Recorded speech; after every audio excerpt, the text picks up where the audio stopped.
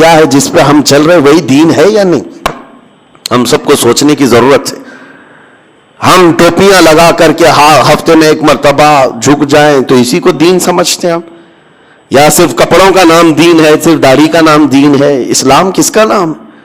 میرے آقا صلی اللہ علیہ وسلم فرماتے ہیں لا یؤمن احدکم حتی یکون ہواہ تبعا لما جئت بہ. تم میں سے اس وقت تک کوئی مومن نہیں بن سکتا جب تک کہ اپنی خواہشات کو میری مرضی کے مطابق نہ کر دے. تمہاری اپنی خواہشات حضور کی مرضی کے مطابق جب تک نہیں کرو گے تب تک پورے مومن نہیں بن سکتے. اسی لیے تمہیں پوچھنا ہوگا کہ مجھے جینا کس طرح سے ہے. حضور نے جو فرمایا مجھے اسی طرح سے جینا ہے.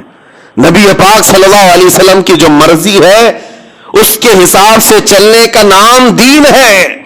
اقبال نے کہا تھا بمصطفیٰ برساں خیش کہ دی ہما اوست. اپنے آپ کو رسول اللہ کے قدموں تک پہنچا دے، یہی دین ہے، یہی دین ہے. اپنی خواہشات کو ختم کرنا ہوگا. اور جس کی بنیاد پر آج ہم بہت بڑا نقصان اٹھا رہے ہیں، بہت بڑا نقصان.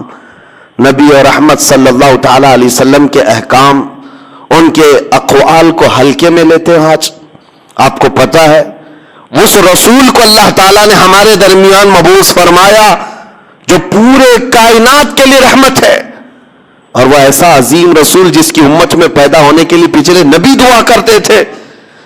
اس قدر تمہیں قسمت سے اور بہت بڑے نصیب سے نوازا گیا، لیکن ہم نے اس کو ہلکے میں لینا شروع کیا.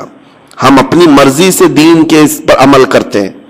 آج حالات یہی ہیں، ہم کو جیسا من کرے ویسے ہم جینے کی قائل ہیں، ویسا نہیں جیتے جیسے رسول کی خواہش. آپ کو پتہ ہے صدیق اکبر رضی اللہ تعالیٰ عنہ کا ایمان کیا تھا؟ گھر میں موجود ہیں، نماز پڑھ رہے تھے، اچانک رسول کریم صلی اللہ علیہ وسلم تشریف لائے. دروازے سے اندر حضور آئے اور حضرت ابو بکر صدیق کی نماز ہو چکی تھی. حضور جیسی آئے کھڑے ہو گئے. جس کے گھر نبی پاک صلی اللہ علیہ وسلم آئے اور وہ بھی صدیق اکبر کے گھر، تو خوشیوں سے آپ حضور کے آگے پیچھے ہو رہے تھے. نبی پاک صلی اللہ علیہ وسلم سیدھے حجرے میں اندر گئے. وہاں ایک بکسہ رکھا ہوا تھا، چھوٹا سا ایک باکس رکھا ہوا تھا. اس کو کھولا تو اس میں کچھ مال تھا، کچھ رقم تھی. نبی پاک صلی اللہ علیہ وسلم نے وہ اٹھایا اور کہا ابو بکر یہ میں فلاں کام کے استعمال کے لیے لے جا رہا ہوں، یہ نہیں کہ اجازت ہے، لے جا رہا ہوں. صدیق اکبر کی آنکھوں میں آنسو آئے.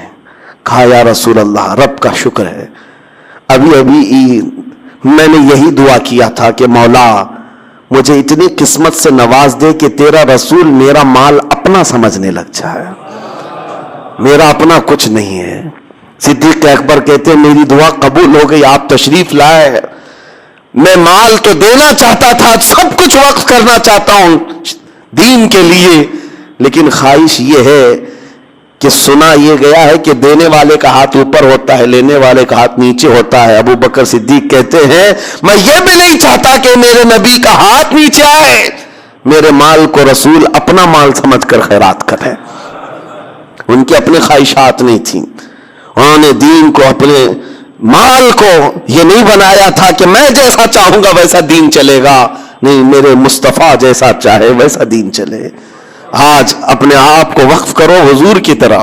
اپنی خواہشات کا قتل ضروری ہے. جب تک ہم نہیں مارتے بہت بڑے نقصانات اٹھائیں گے بعد میں. آج جو پوری دنیا میں ہم نقصانات دیکھ رہے ہیں، ہزاروں کا قتل، ہزاروں کو مارنا، اس سب کا ایک کارن ہے، ایک سبب جو کھلا ہوا ہے کہ قوم مسلم اپنے نبی کے طریقے پر چلنا نہیں چاہتی. تو پھر کس رحمت کے انتظار میں؟ وہ صحابہ جو دعا کرتے تھے، پتہ ہے آپ کو، حضور کے ساتھ جاتے تھے. آج یہاں بیٹھ کر کے ہم دعا کرتے ہیں فلسطین پر رحم فرما، غزہ پر رحم فرما. ہم تو میدان میں اترے ہی نہیں. ہم جنگ کے میدان کی بات نہیں کر رہا ہوں. کاش حضور کی سنتوں کو زندہ کرنے والا ہر جوان نکل جاتا. میری اپنی خواہشیں نہیں، میں نبی کی شریعت پر چلوں، نبی کی خواہش پر چلوں. پھر دعا کرتا کہ مولا میں تو آگے آ گیا، اب رحمت بھیجنا تیرا کام. وہ صحابہ تھے، چاہتے تو مدینے میں بیٹھ کر کے دعا کر لیتے، حضور کا دامن پکڑ کر کے کہ مولا جو بدر میں آ رہے کافر سب کو ہلاک کر دے. وہ صحابہ تھے